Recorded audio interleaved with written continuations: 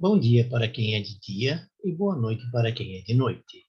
Eu sou João Batista, sou engenheiro eletricista com especialização em eletrônica, sou pesquisador bíblico, pesquisador ufológico e espiritualista. Bom, hoje nós vamos conversar sobre o que é o pecado, se ele realmente existe. Vamos então.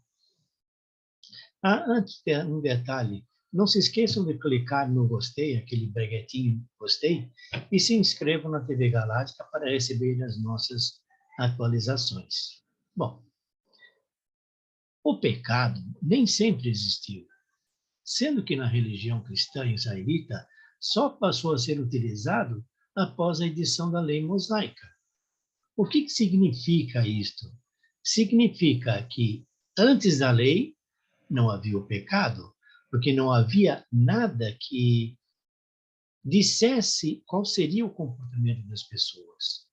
Após a promulgação da lei, então passamos a ter o pecado. Os povos possuem uma constituição que determina o comportamento daquele povo. Por exemplo, no Brasil, nós temos a nossa Constituição, que determina os nossos direitos e as nossas obrigações. Em países diferentes, há constituições diferentes. E os direitos e obrigações também são diferentes. E as próprias punições, no que diz respeito à quebra dessas leis, também são bastante diferentes. Bom, a lei mosaica é a constituição dos israelitas.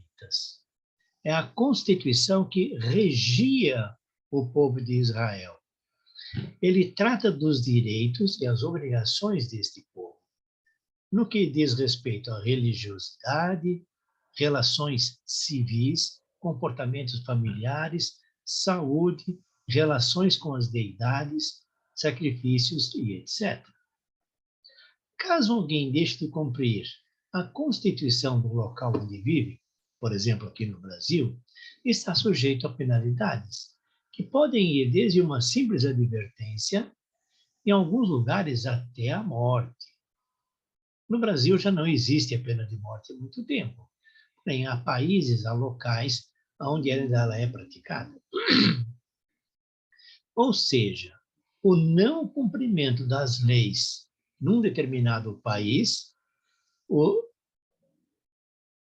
é crime.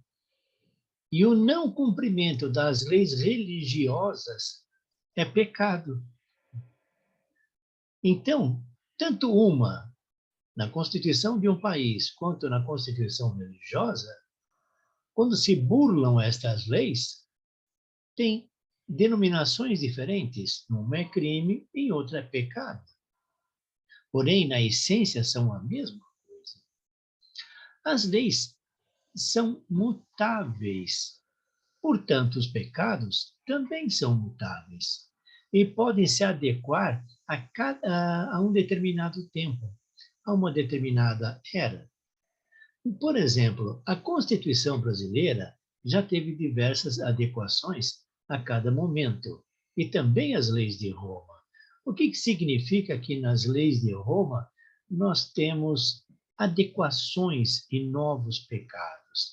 Porque quando vão surgindo novas regras de comportamento, surgem novas transgressões. Por exemplo, passar um sinal vermelho é uma lei dos homens, mas também passa a ser um pecado.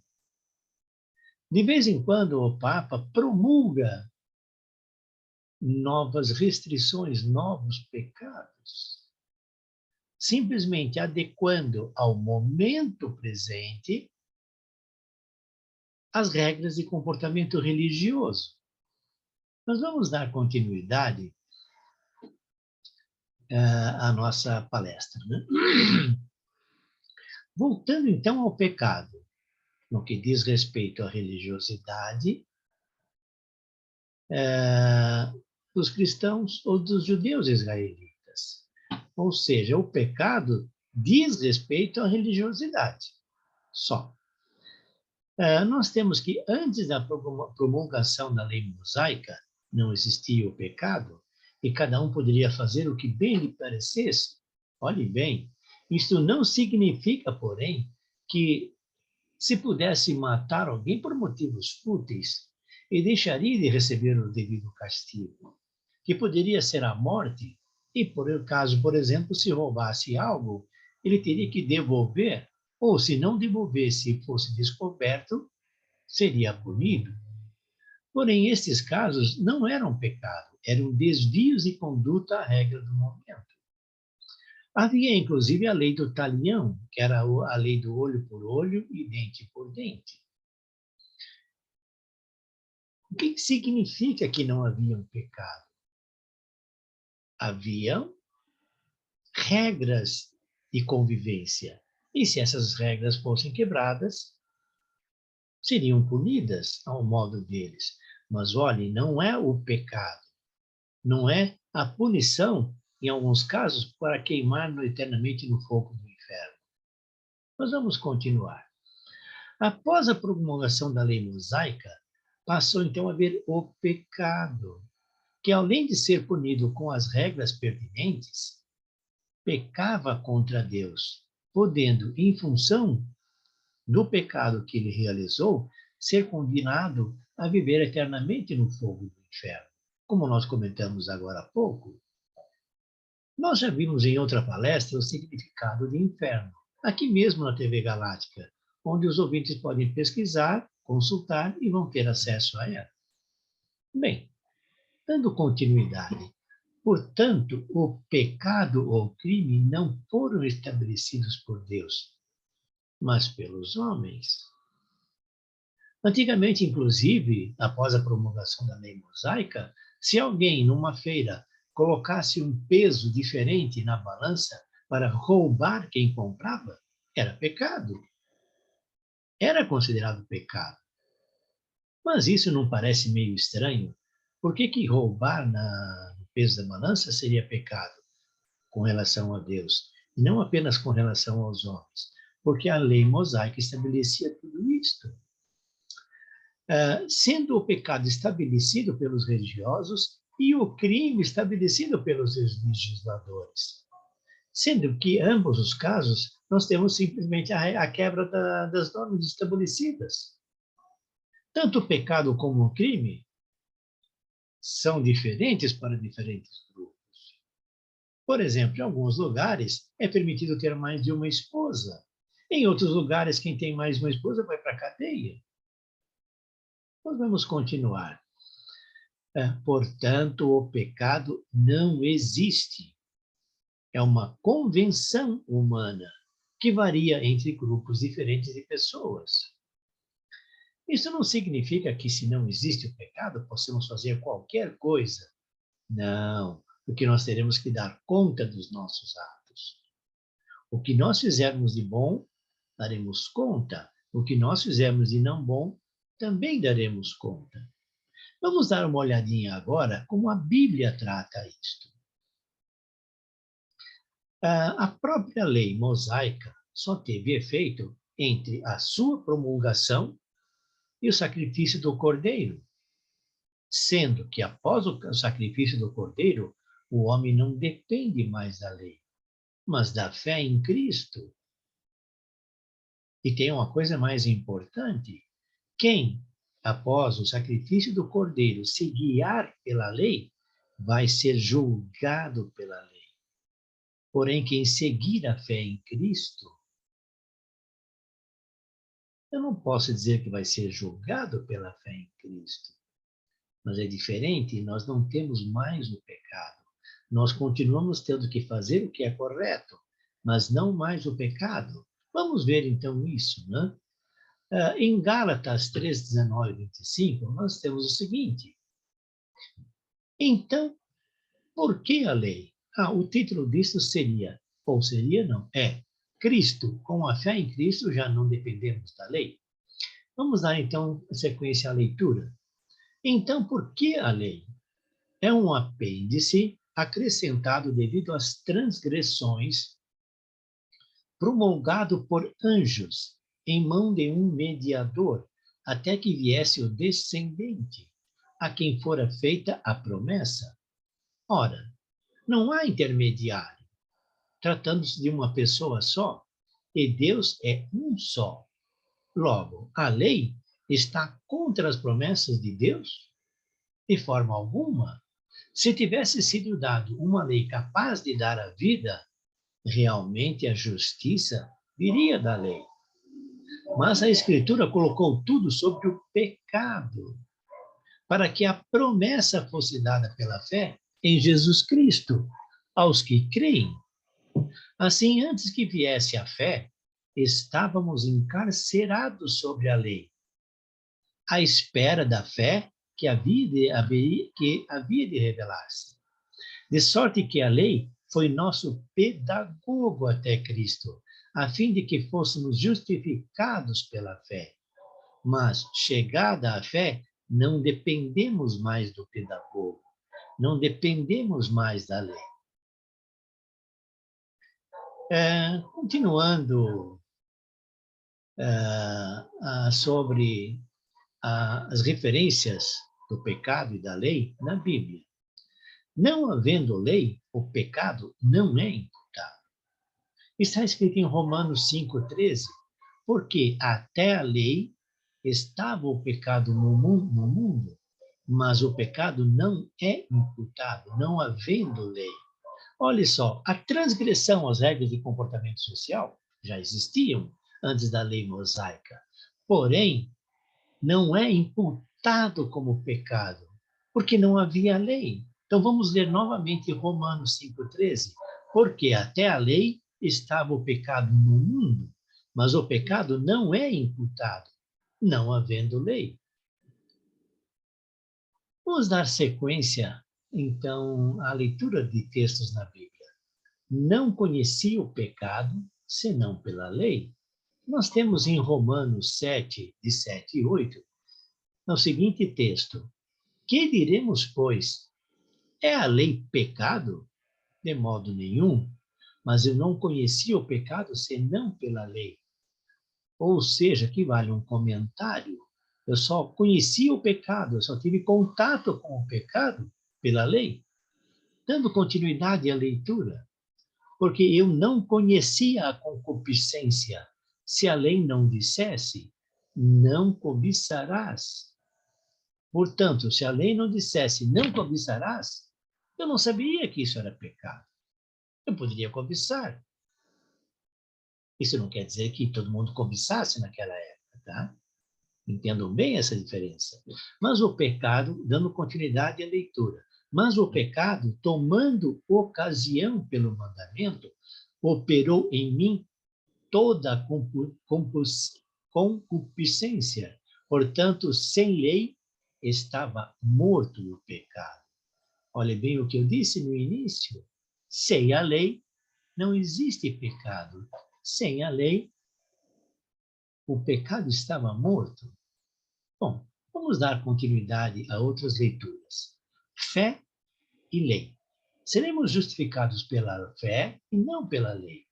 Nós temos em Gálatas 2:11 a 21 o seguinte texto: nós, judeus de nascimento e não pecadores do paganismo, aprendemos que o homem se justifica não pelas obras da lei, mas pela fé em Jesus Cristo. É por isso que temos fé em Jesus Cristo, esperando sermos justificados pela fé em Cristo e não pelas obras da lei.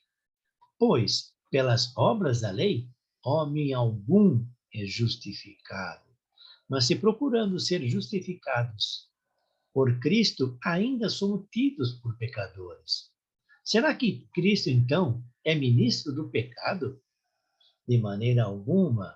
Se torno a edificar o que destruí, confesso-me transgressor. Na realidade, pela lei, morri para a lei, a fim de viver para Deus.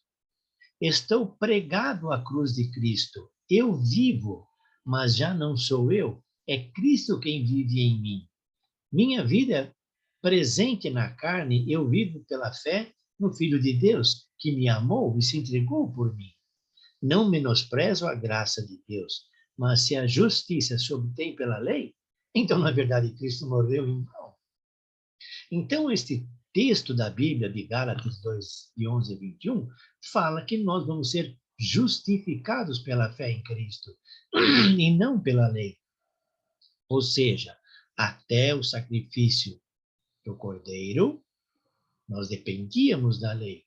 Depois do sacrifício do Cordeiro, não dependemos mais da lei. Nós vamos ser justificados pela fé em Cristo. Bom, dando continuidade, todos os que se apegam às práticas da lei estão sob um regime de maldição. Olha só, vamos ver o texto da Bíblia que fala a este respeito. Nós temos em Gálatas 3, de 10 a 13, o seguinte texto: todos os que se apegam às práticas da lei estão sob um regime de maldição. Pois está escrito: maldito quem não cumprir tudo que está escrito no livro da lei. Um comentário tem que cumprir tudo que está escrito no livro da lei. Portanto, quem não cumprir tudo é maldito. Vamos dar continuidade à leitura. Pela lei, ninguém se justifica perante Deus. Isto é evidente, porque o justo vive da fé. E a lei não se funda na fé, mas no cumprimento. Aqui vale um comentário: no cumprimento das regras, no cumprimento da constituição religiosa. Dando continuidade à leitura, aquele que cumpre a lei, por ela viverá. Olha o que eu comentei. Quem se guia pela lei, vai viver pela lei, vai ser julgado pela lei.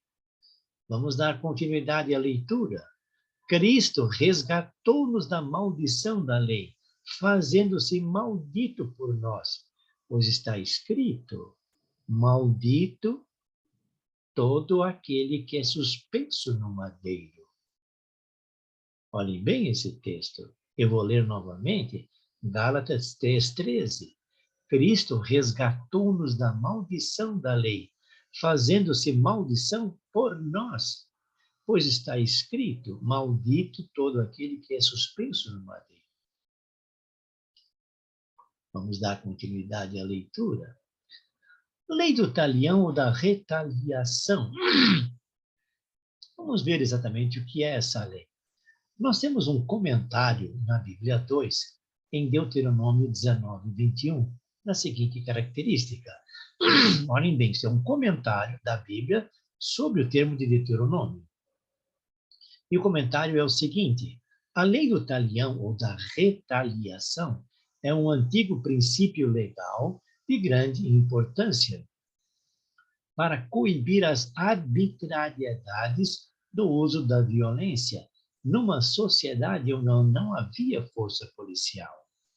Agora, ocupa apenas o lugar modesto de apêndice de uma legislação mais ampla e mais humanitária. Então, esse é o comentário. Vamos ler, então, agora Deuteronômio 19:21. Não terás misericórdia com ele, mas far-lhe-ás pagar vida por vida, olho por olho, dente por dente, mão por mão e pé por pé. Esta é a lei do talião, que era utilizada muito antigamente, antes da lei mosaica. Aqui nós temos uma coisa interessante. Será que Jesus anulou a lei do talião? Quando disse: quando alguém te bater numa face, dá-lhe também a outra. Pela lei do talião, se alguém lhe batesse numa face, você daria de cara um outro retorno na face também. Se alguém fizesse alguma coisa contra você ou contra um parente seu, você faria imediatamente. Porém, Jesus disse: quando alguém te bater numa face, dá-lhe também a outra. Olhem bem, isso não significa que se você receber alguma coisa errada, você vai pedir que a pessoa faça mais uma coisa errada. Mas é um conceito disto. Ou seja, ame o seu inimigo, mude o seu inimigo para que ele seja seu amigo. Mas vamos continuar, então, a tratar sobre algumas outras coisas que estão escritas na Bíblia a respeito disto. E nós temos, Moisés escreveu a lei e a entregou aos sacerdotes, filhos de Levi, e a todos os anciãos de Israel. Vamos ver o que está escrito, então, em Deuteronômio 31, de 9 a 13. Nós temos, então, escrita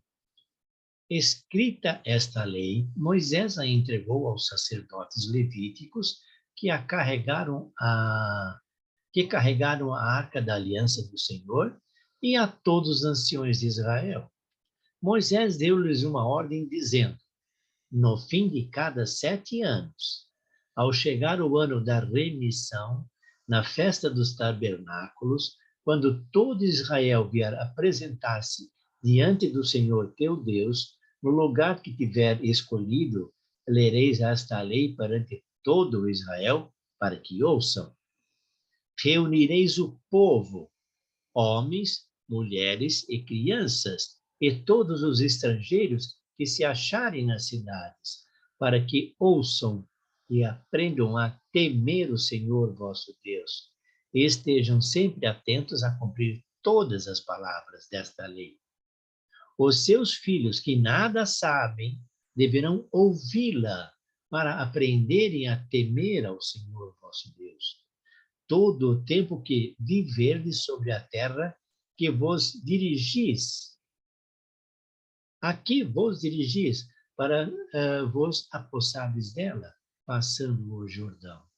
Então, significa o seguinte: a cada 7 anos, na festa dos tabernáculos, no ano da remissão, esta lei devia ser lida a todo o povo, inclusive aos estrangeiros que moravam lá. E, em especial, também aos filhos destas pessoas que não sabiam nada ainda, que nasceram naquele tempo e não conheciam ainda, para que possam ter medo do Senhor, para que possam temer o Senhor, para que possam ser subjugados pela lei. Eu acho que nós devemos amar ao Senhor e não temer ao Senhor. Porém, esta palavra, temer ao Senhor, aparece em centenas de lugares na Bíblia. Poucas vezes aparecem amar ao Senhor. Bom, com esta leitura final, então eu encerro a minha palestra de hoje. E o que eu quero deixar em resumo é o seguinte: a lei mosaica é uma constituição do povo de Israel. A constituição de um povo, independente de israelitas, é o modo de comportamento daquele povo. E a quebra destas regras são decisões humanas e não divinas. Quem criou estas regras foram os sacerdotes no que diz respeito aos israelitas e foram os legisladores no que diz respeito às leis civis. Portanto, o pecado que depende da lei foi criado pelo homem e não por Deus. Eu sou João Batista. Que Deus abençoe a todos e a todas. Namastê.